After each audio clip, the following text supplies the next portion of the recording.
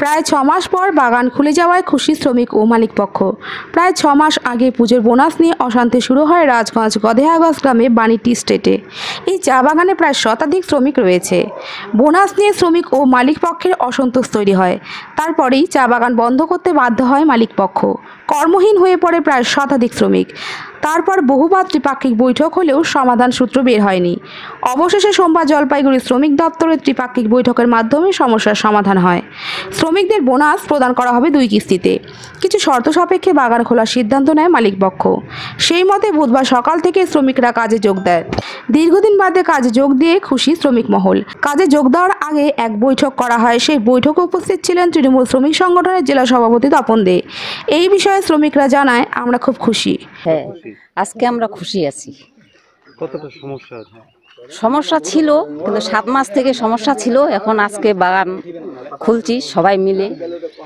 তার মধ্যে আমাদের সাথে সবাই ইউনিয়ন, তারপরে পঞ্চায়েত সবাই সহযোগিতা করে আমরা আজকে বাগানটা খুলে দিচ্ছি। তো আজকে আমাদের মন খুব খুশি আছে।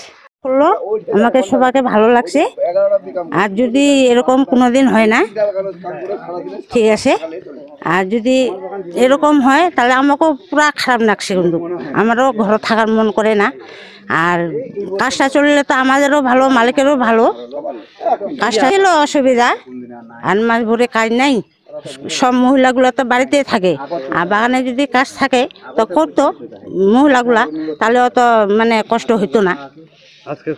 আজকে খুশি আছি। অন্যদিকে এই বিষয়ে তৃণমূল শ্রমিক সংগঠনের আইএনটিটিইউসির জলপাইগুড়ি জেলা সভাপতি তপন দে জানায়, নভেম্বর মাসের 5 তারিখ থেকে বাগানটা বন্ধ।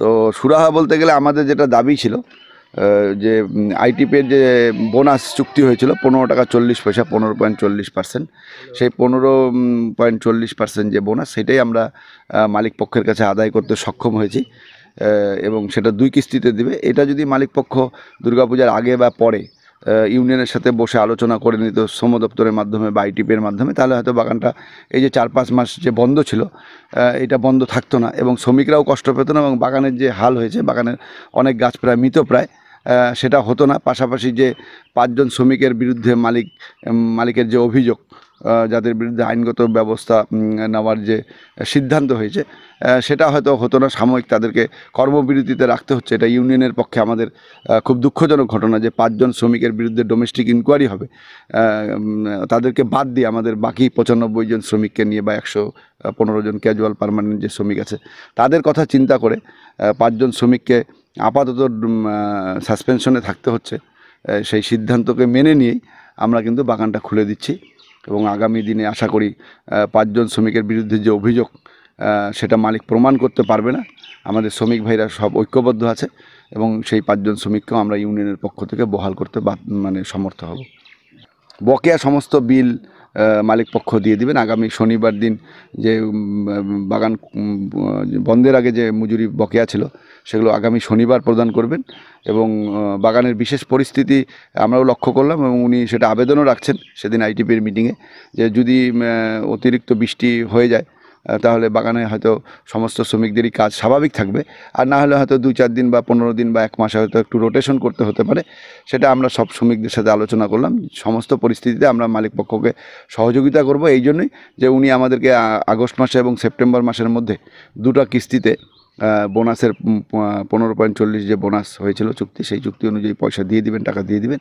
তাই স্বাভাবিকভাবে আমরা সহযোগিতা করব, এবং আমরা এটাও আবেদন করব মালিকের কাছে যে 5 জন শ্রমিক দীর্ঘ 30 বছর ধরে কাজ করছে, হয়তো তারা কিছুটা অন্যায় করে ফেলছে। আমরা আবেদন করব তার কাছে যে তাদেরকে যেন লঘু পাপে গুরুদণ্ড দেওয়া না হয়, পরবর্তী সময় তাদেরকেও কাজে বহাল করা হয়, এই আবেদনটুকু রাখবো।